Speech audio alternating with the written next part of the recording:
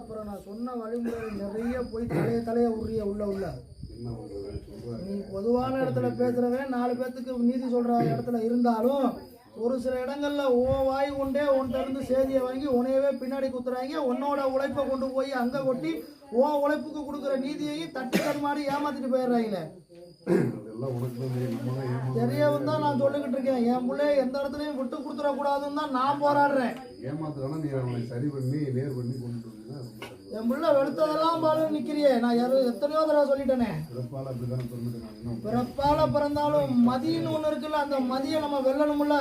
அதுக்கு தானே பாட்டேன். உன் வீட்டு தாயோட நானும் சேர்ந்து காவலுக்கு வந்து நிக்கிறேன். என் பிள்ளை எந்த இடத்துலயும் சோரம் போயிடக்கூடாது. சொல்லு பல்லு மேல நாக்கு மேல பல்ல போட்டு ஒத்த சொல்லிடக்கூடாதுன்னு தானே நான் உனக்கு பக்க பலமா தலைமாடு காமாடு காத்து வந்து நிக்கிறேன்.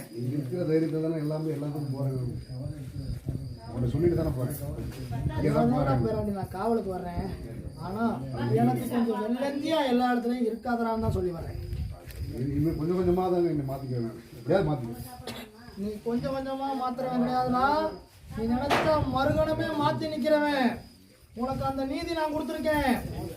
வாரிசை நான் கொண்டு வந்ததுக்கு அப்புறம் நான் உன்னை அடுத்த கட்டத்துக்கு கொண்டு போலான்னு நிக்கிறேன். நானு அது போல நான் பாதுகாப்பா வளர்ந்துட்டு வர்றேன். கொஞ்சம் பொருளாதாரம் இன்னைக்கு கொஞ்சம் சிரமமா இருக்கு. அது சிரமமா தான் இருக்கு. ஆனா அண்ணன் தண்ணி